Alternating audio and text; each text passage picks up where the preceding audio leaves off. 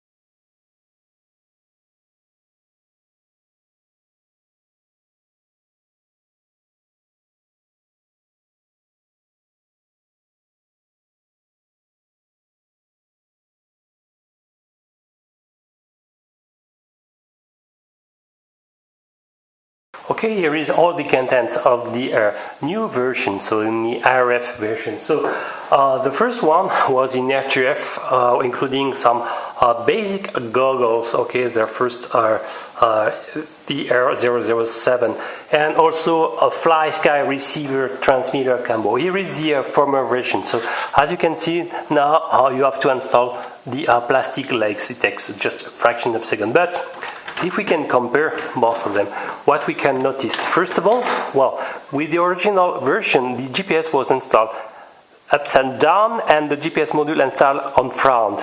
It was definitively a mistake, and most of users was immediately installed correctly the GPS module in the right side, so the antenna targeting the skies, okay, and now it seems they correctly did the right change. So in an external point of view, there is not a lot of big difference. Same motors, same lights, same camera. Let's focus, for example, for the 520 TVL camera. It's a CMOS one, okay, with two big white LEDs on nearby, and as you can see, the maximum tilting angle is not amazing. So you can apply a negative one, but for FPV racing is completely useless, and the positive one is pretty small. You have something like 15-20 degrees maximum. So for aggressive flight it's not really compatible. It's good for beginners but not for advanced pilot. Everything remains the same motors, okay, same NA32 boards, as you can see. Yeah, exactly the same, where you can find on the left side the micro USB slot to program to connect to Cleanflight. Okay, the GPS module have changed. Okay, now it's covered with this plastic one. Maybe it's good to protect the ceramic antenna. And the bottom side are exactly the same. Yes, I don't see any difference. You have the same thin plastic opening like this, and be sure after an out crash on the ground, all this bottom part welcoming the battery will be destroyed. Okay, so you have to be sure that you won't crash on this bottom side. I'm afraid that this part will break very easily, and this one is welcoming the battery, the proprietary battery connector. So unfortunately with this version V2 you have still the same 1000 3S LiPo, okay, with this proprietary connector with 8 pads, exactly the same pads, for example, that the GIYU Hornet S. So most of them are the external are for the ground and the main 3S voltage, and the inner one, the 4 inner one, are for the balancing plug. Okay, so there is probably a way to adapt the actual charger, actually here, okay, to use it and to be plugged in with a normal charger, okay, to bypass this one.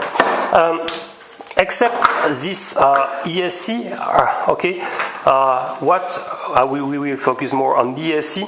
I hope you will be able to see, but now there is a double layers of FET, okay, so versus the upper one with slightly more taller than the carbon plate here, you have a lower one installed, so they are covering to in parallel, so to extend the maximum ampere from 6 ampere to 12 ampere. So now the open question is more robust for sure, but is the heat spread by the inner one won't be impacted by the upper one? So what I mean here is this parallel system is enough efficient like a real 12 ampere system.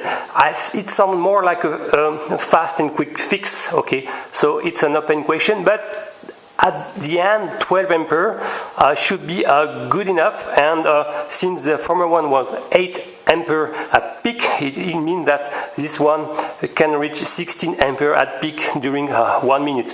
Should be okay for more aggressive flight, and no more risk to cook them mid-flight like happened for the first edition. Except that the repositioning of the GPS antenna and the upgrade by adding per ESC3 FET on the former one, there is absolutely no change. The same video transmitter, okay, the same port installed. So for example, on the right side you can find here a button to so-called OSD, where you can probably tune the OSD information. You have an OSD port, okay. This central button is to tune the LEDs. You have a servo plug where you have 2 channels available from this one, okay, and on this one you have the, well, maybe I got wrong. This one is the to connect, to configure, to Cleanflight, to install the bind connector here. Sorry. Okay, you have to attach it like this, and you will be able to, for example, to see your radio transmitter stick movement. You have absolutely need to answer this bind button here. Okay, on this connector. It's pretty important. I will show it later. On the left side, you will be able to find so the OSD information connector, and here the button to select one of the 32 or 40 channels of the frequency transmitter, of the video transmitter. So a long press to select the frequency band, and a short press to select one of the 8 frequency inside this band. Okay, and here you have another small plug. I can't remember well to be used, but it's not really important. You have some LEDs on rear, okay, just basic compared to the front. They are not really give you some nice night lights capacities. Okay, so you still have this dampening board with this upper clean plate to welcome your favorite HD cam, Mobius, RenCam HD, and as I said, the same FPV cam, 521 TVL CMOS one, with a not so amazing positive angle. And you have to know that the first edition there was a lot of jello inside with this way. How is it? So this frontal part is the source of a lot of vibration, and I see that they didn't change anything, so we can expect a lot of jello, still a lot of jello in the FPV transmission. Okay. So it's really annoying. Concerning the carbon element, yes, it's in carbon. You have a 2 millimeters. I will give you the exact measure. So the upper plate welcoming. Oh, sorry, I have to reset. The upper plate welcoming the arm are 2 millimeters, while the central one is only 1.5 millimeters. They are in carbon at least. Okay. so not so strong. So the weakest element of this quadcopter are for sure the battery bay will be destroyed after hard crash on this top, and it means that you will have to whatever by consequence to bypass this proprietary connector. There is a lot of trick to plug to solder your favorite XT60 connector or rotating connector. Instead, it will be much more efficient, and whatever after a crash, I guess you will have to. Okay, so in the design didn't have been not updated really great. Okay, from the version 1, the battery bay is still the weakest element. Okay, they upgrade the ESC, well, to fix them, I will say, but what I don't like, for example, the motor wires are directly connected here, so you can probably make some shortcuts, so I strongly advise to protect them with some liquid electrical tape, for example. The video transmitter is at 200 milliwatts. I will measure that with my power meter in a few instants. Okay, so now I will give the default Cleanflight configuration, but I will finish to show what it was included in the bundle. You have this linear antenna with a kind of like a scorpion. Okay, the receiver plug is very important for the RF version. You can either install a PWM receiver, okay, or a PPM one. So only the first three one with this cable will be useful. So it means you can remove the other wires from this connector if you are planning to use a PPM receiver. You have two Allen key, okay. You have the antenna tube to welcome your antenna receiver, and a key to lock your props. You have some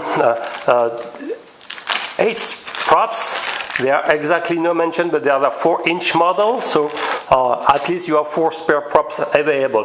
Okay, so the basic stuff is to screws 2 legs, okay, and you have 2 spare ones. That's a good point. With the M3X screws, thanks to this Allen key, I think they could pre-install them and drill a small hole in the foam. It would be saved maybe 5 minutes, but it will take just a couple of seconds. Okay, so I will now mount these legs and start to show the default Cleanflight configuration.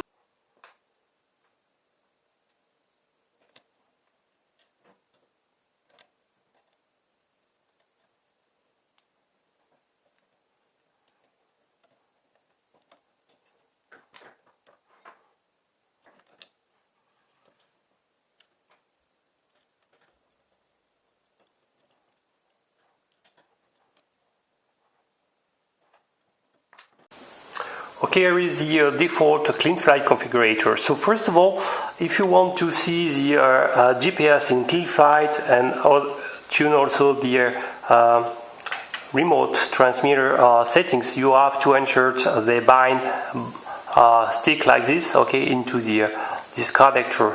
If you are not, and if you are not powering the machine, of course with the antenna installed, with this 3S LiPo, you won't be able to see the GPS. I will show I will demonstrate it that it's possible to see it. Okay, so first of all, you have to connect. You can see the light.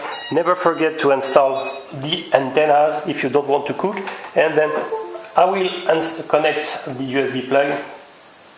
And after a couple of seconds, you will be able to see that the GPS information will be updated and the GPS logo should appear soon. Now you can see here the GPS is appearing. Okay, so if you don't see it, it means that you didn't power it with a LiPo, okay, and you didn't insert the specific connector. So I will show the other setting without the GPS, but be sure that you have to be aware of it. So I will disconnect it, okay, and disconnect the batteries, okay, because it's powering a lot.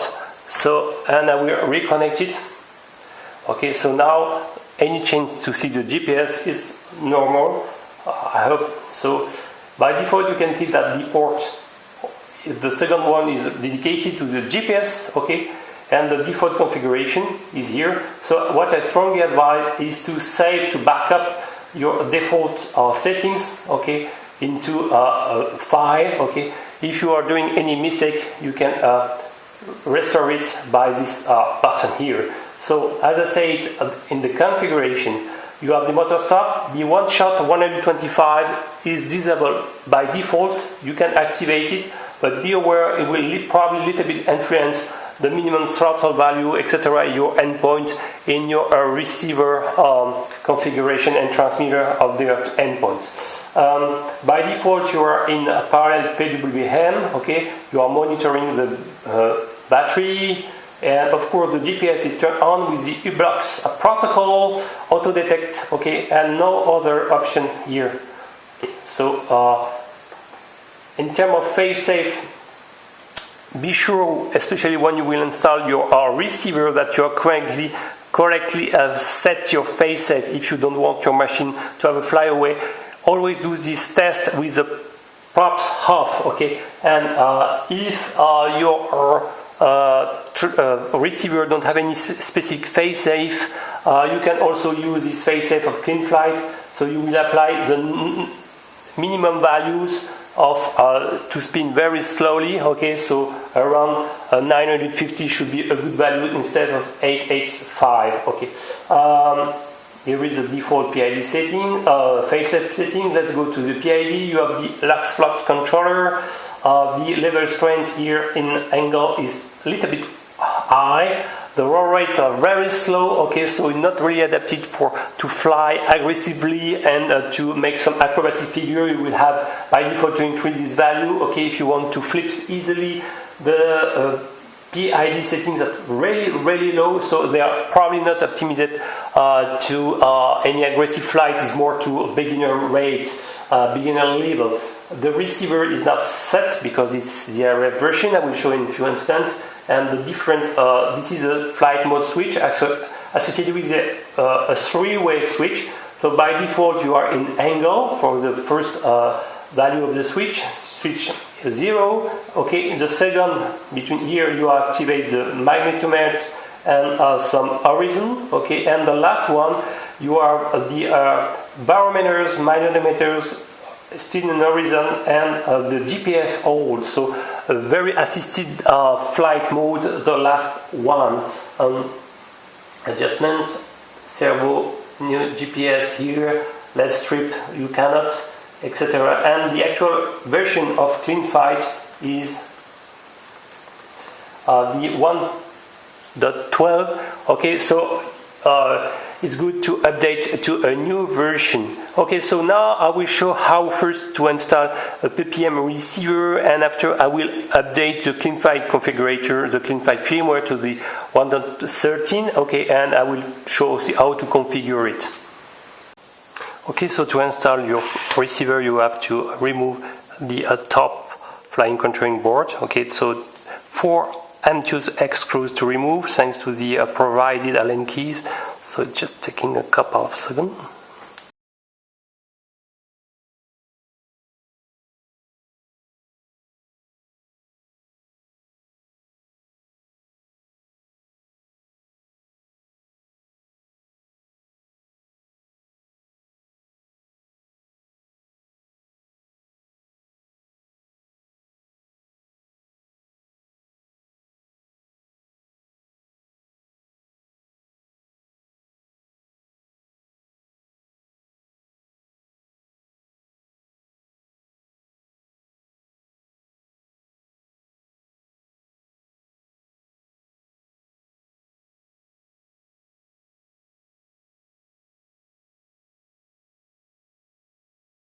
And voila.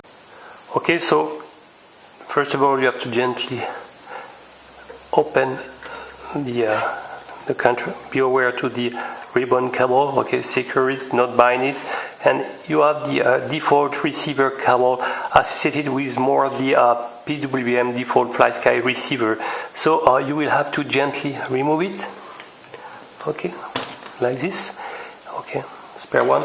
And I will install FlySky D4R2 in PPM mode because you have the jumper between channel 3 and 4 of the signal pins. Okay, so it's turning into PPM mode, and I will install it. And you will need this provided cable, and only the first 3 wires will be really useful to work in PPM mode. So what you can do is to remove them to save some weight and to be more to have a cleaner installation.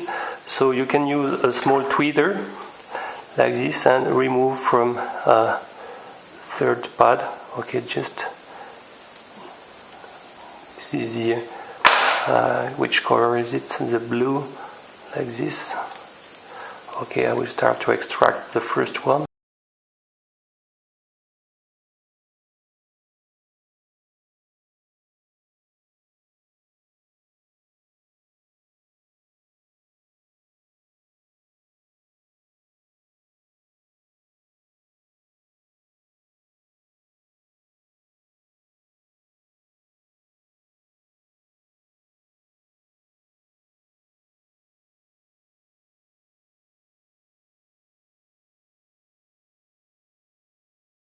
And voila, so now it's only configured for PPM Receiver and you will just need to install it.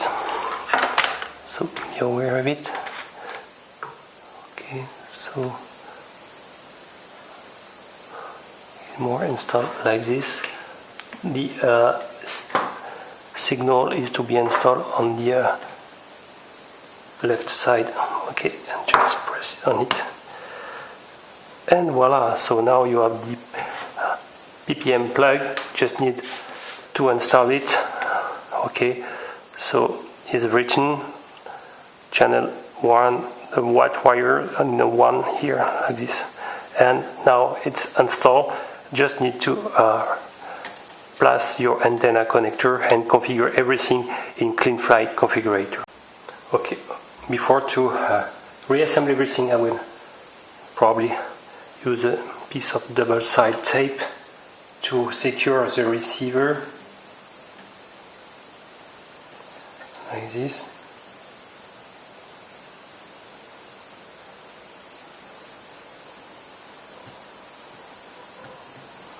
With my nails, can remove the, yes, okay, install it like this. Okay, it will be much more easier. Rescrew the 4 screws and it should be done, okay, in a couple of seconds. Install correctly, carefully the wires.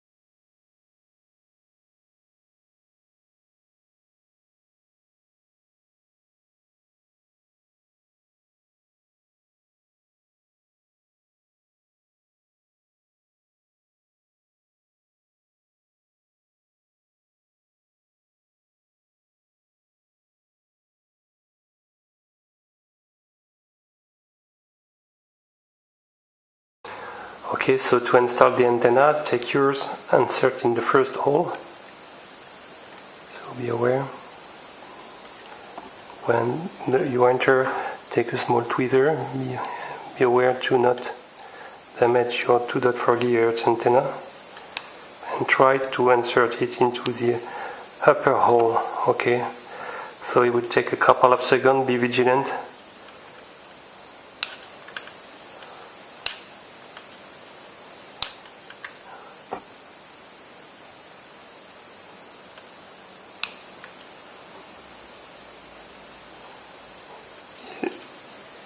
It's very slim.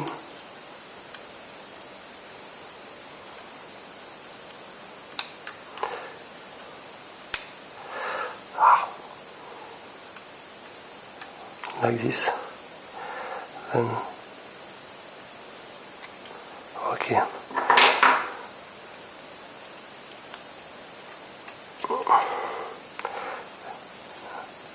Then you will be able to install your antenna tube.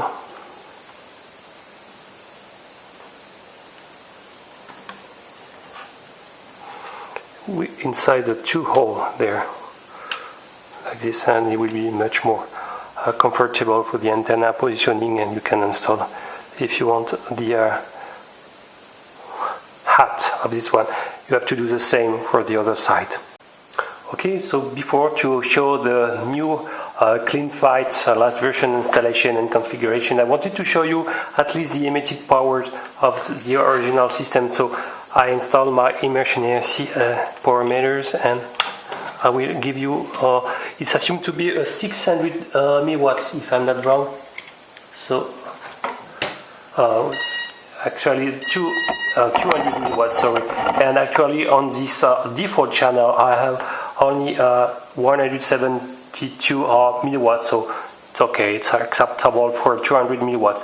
So it's not ultra powerful, but it should be strong enough to have a good FPV range. Okay, so I will also now test a little bit the FPV part. I will show you the OSD information displayed also.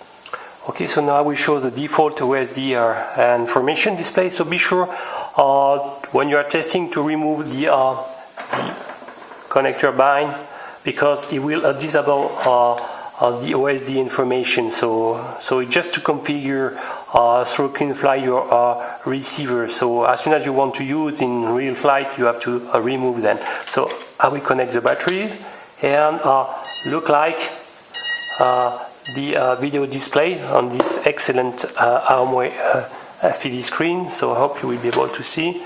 So you have the voltage information, okay, the current time for the system, your current video frequency, the I guess the capacity, and you have some velocity here, as well as the number of satellite. I guess I am indoors, so I don't expect to receive a lot of satellite. And my current headings, I guess, yes, so this is an heading, and the distant travel since the takeoff, so 0 meters. So the video display is good. The camera, well, the light sensitivity is not amazing, but the angle of view, the field of view is something around 120, I would say. Okay, so it's not so huge. Okay. So as soon as you are receiving a nominal number of satellites, you will be able to update, the velocity will be updated currently. But this more OSD information in general probably can be adjusted through the OSD configuration port. So I will turn off the battery here. So the same bind here, the same port you're using to tune through Cleanflight your receiver and your endpoints, for example. It's nothing else that serial port when you can probably configure the information of the OSD display. You can adjust whatever you want. Okay, so now I will flash the new version of the Cleanflight, the 1.13, and tune everything to works with the Air 42 PSK receiver just installed in PPM mode. Okay, so now it's time to update the last version of Cleanflight and to set all the parameters to welcome this PPM receiver. So I will connect again to Cleanflight. I reinstall the connector, the bind connector, if I can say. On the lateral side, we'll connect to Cleanflight. Yes, now it's down. So be sure to back up your last version, okay? And first of all, we will have to disconnect and go to firmware update. You can select full chip erase, select the last 130 for the NAS port, okay, and click here to load the firmware. And when it's done, you have to click on flash, if it's fading the first time, repress again and it's flashing. Okay, so it will take a couple of seconds.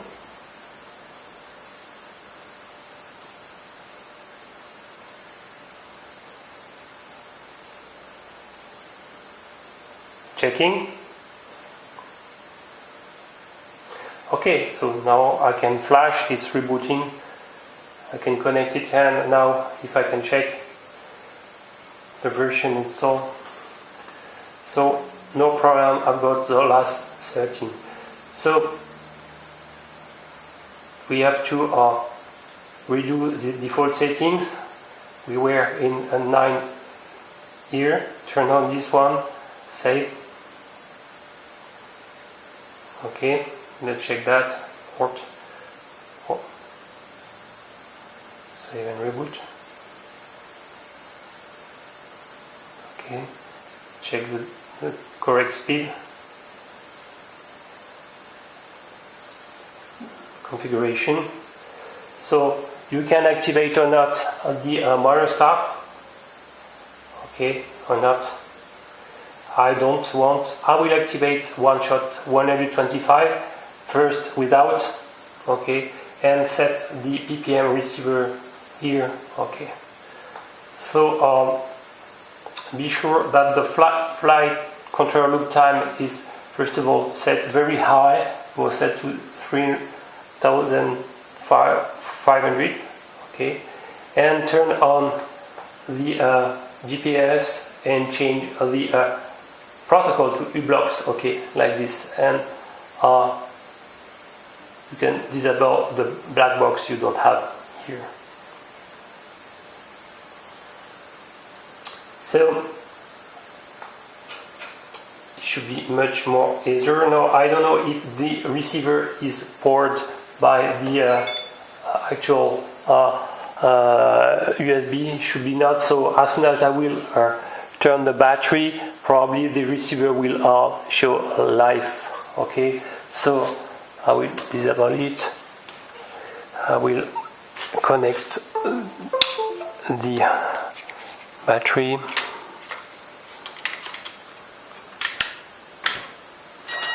Okay, and try to reconnect.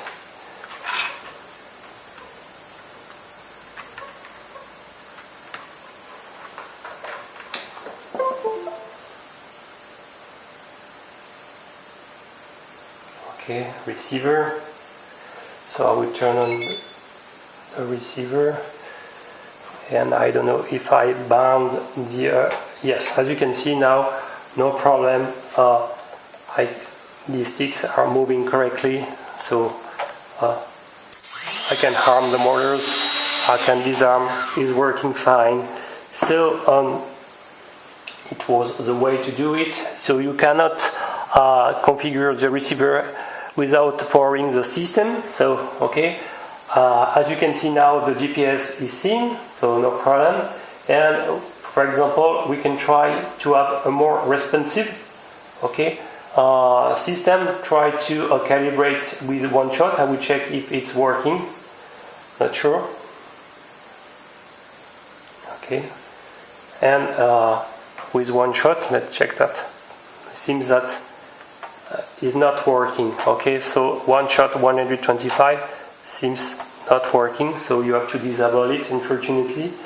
I have to be checked if some new firmware can be installed.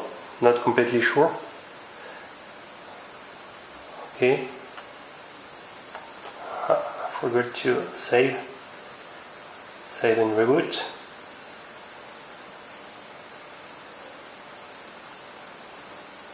Okay, now I should be able to arm. I should be able, yes, to arm.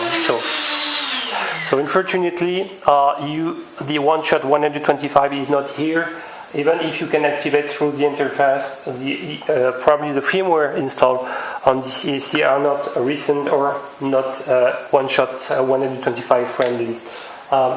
What you can do here, the GPS is sold, you can probably also decrease the loop time here until a nominal value because in the loop time you have to check that actually the cycle time is 2000. You can probably decrease it. I will start to decrease it to 3000, okay, and don't go below a nominal value because you will lose your GPS. The GPS is still here, so we can still decrease it. So let's try 2000. Okay, save and reboot. Yeah, the GPS is still here, so it's a good point. So let's try even 1000. Let's see if it's still working. Okay, so that's good point. So probably, whatever the second time is adapted according to the configuration you have. So if you activate the GPS, the loop time, whatever you're writing here, is probably updated, taking into account the GPS presence. The PID tuning now, okay, is a multi rewrite. Be aware, be sure to have the level strength to 2 because sometimes it's not very stable. You have to decrease this value to 2. Sometimes it's done, for example, in Betaflies to 5. You can increase the rate if you want to play to make some loops. Okay, your rate something like this. Okay, and keep the actual default PID settings. I will give in later videos some better one and save. Okay, so now the Cleanflight last version firmware update and the configuration to PPM Receiver is done. Okay, so I will start now. This is the end of this unboxing, quick analysis and first tuning, and I will show now, I will perform some flight videos with of course recording the FPV, and I will start now to make a small conclusion.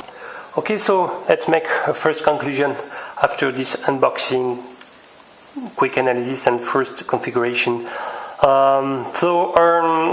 Compared to the first edition, only the ESC have been improved and fixed from a 6 ampere to 12 ampere. That's a good thing, even if this quick fix consists in adding superpose 3 new FET over this 3/1, so 6 FET are installed, okay, on the bottom side.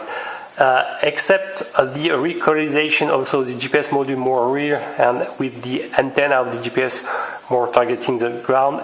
Except that these two fixes, everything remains the same. So with the same default, I would say the first of all, the main one, one of the main one is the battery bay. I think, and the landing gears pretty fragile in my point of view, and it will break it.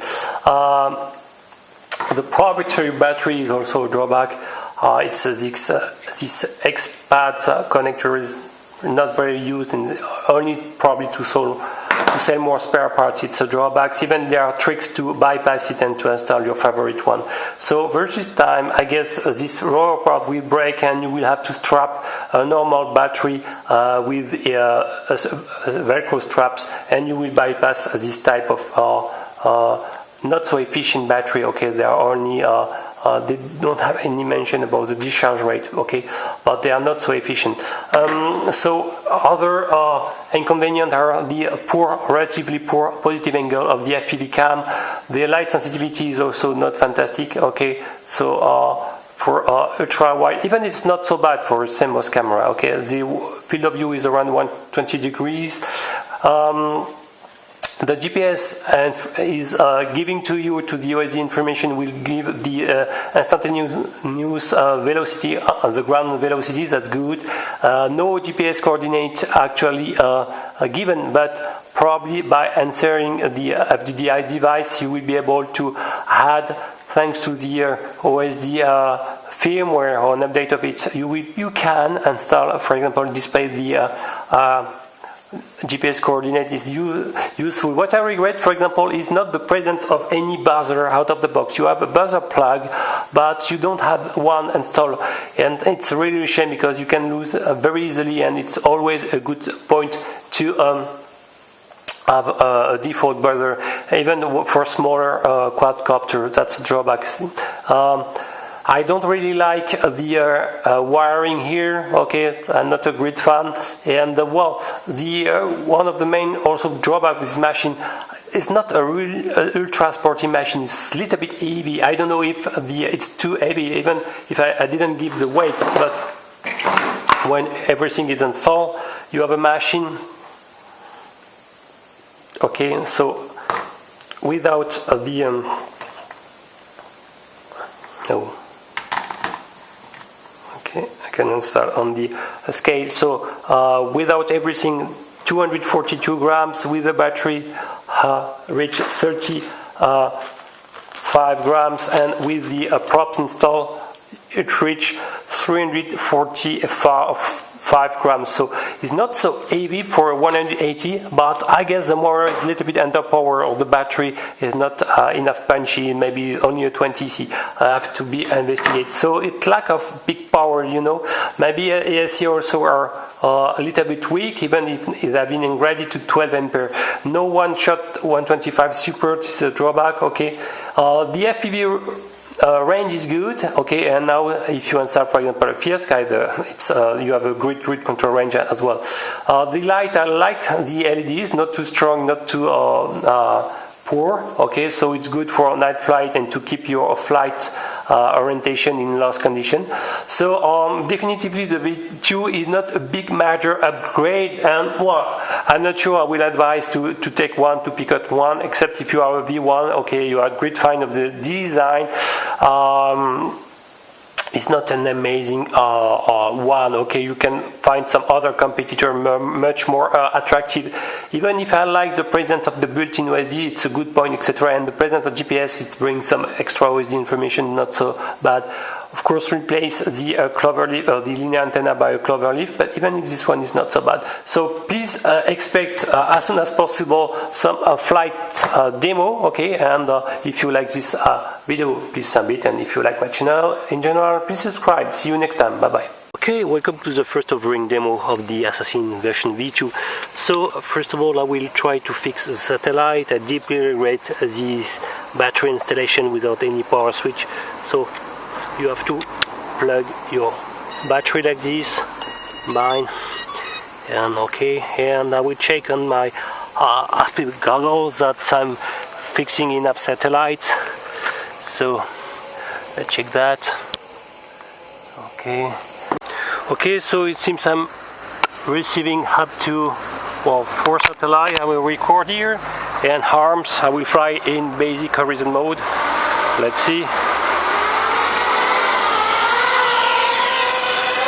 Well, I don't feel a lot of power with this machine. It's you need at least 50% of throttle. No, it's not an amazing sporty. Wow, with this default PID is very, very slow. Yes, it's very for beginner rate. Okay.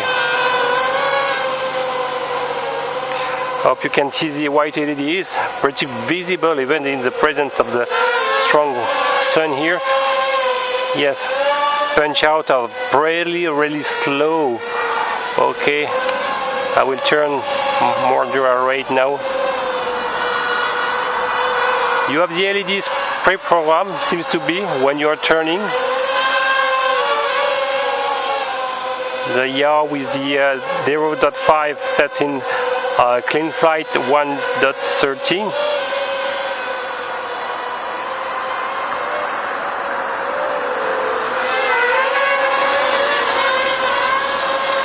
So I can imagine this machine to carry an action cam, Mobius maximum. Yes, very slow machine, but it's stable.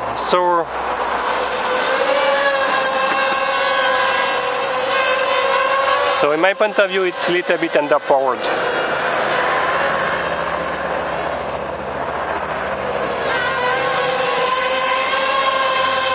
But it's quite stable, not big oscillation.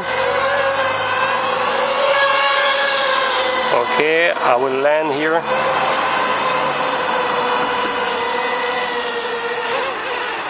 This arm, try to record my position here. Okay, and we're recording again.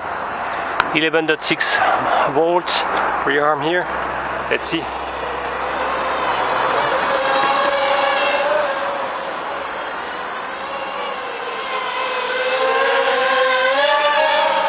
No, definitively not a super monster.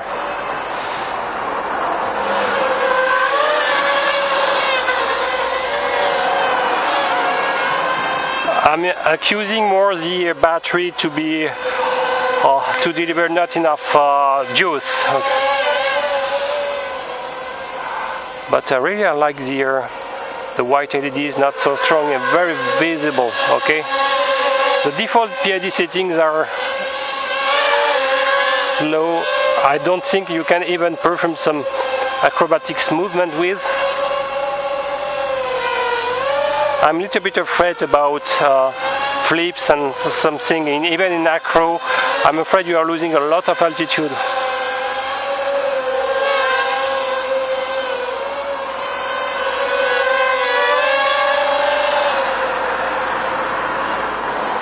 Okay, I will hand and wait to perform more real demo flight in more open wide. I hope you enjoy all this tutorial, unboxing, etc., and testing, analysis and configuration, and this more offering demo garden flight. If you like it, please submit, please. Bye bye.